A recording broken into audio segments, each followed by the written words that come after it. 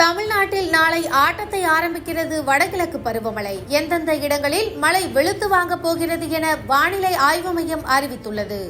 அதேபோல் தீபாவளியன்றும் கனமழைக்கு வாய்ப்புள்ளதாக தகவல் வெளியாகியுள்ளது. உங்கள் பசியார எங்கள் ருசி பேசும். தமிழ்நாட்டிற்கு அதிகப்படியான மழையை தரக்கூடிய பருவமழையாக வடகிழக்கு பருவமழை இருக்கிறது. வழக்கமாக அக்டோபர், நவம்பர், டிசம்பர் ஆகிய 3 மாதங்களுக்கு மழை பெய்யக்கூடும். பருவமழை தொடங்குவதற்கு முன்பாகவே தமிழ்நாட்டில் மிதமான மழை பெய்து வருகிறது. தமிழ்நாட்டின் பெரும்பாலான பகுதிகளில் இன்று பரவலாக மழை பெய்து வருகிறது. இந்த நிலையில் நாளை வடகிழக்கு பருவமழை தொடங்க உள்ளதாக வானிலை ஆய்வு மையம் அறிவித்துள்ளது.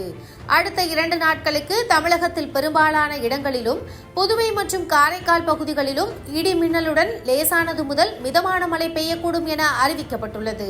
தேனி, தென்காசி, திருநெல்வேலி மற்றும் ராமநாதபுரம் மாவட்டங்களில் ஓரிரு இடங்களில் கன முதல் மிக கனமழைக்கு வாய்ப்பு இருக்கிறது. அதேபோல் சென்னையில் ஒரு சில பகுதிகளில் இடி மின்னலுடன் கூடிய கனமழை பெய்ய வாய்ப்புள்ளதாக கணிக்கப்பட்டுள்ளது.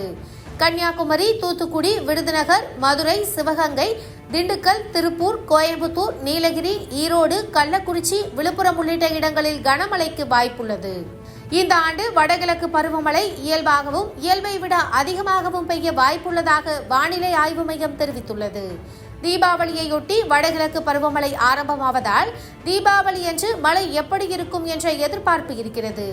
இந்த நிலையில் தனியார் வானிலை ஆய்வாளர் பிரதீப் ஜான் தீபாவளியன்று கனமழைக்கு வாய்ப்புள்ளதாக தெரிவித்துள்ளார். வட மாவட்டங்களில் மழைக்கான வாய்ப்பு அதிகம் இருப்பதாகவும் கணித்துள்ளார். தீபாவளி நேரத்தில் பருவமழை தொடங்குவதால் வியாபாரிகள் பாதிக்கப்படும் நிலை உருவாகியுள்ளது. உங்கள் பசியார எங்கள் ருசி பேசும்.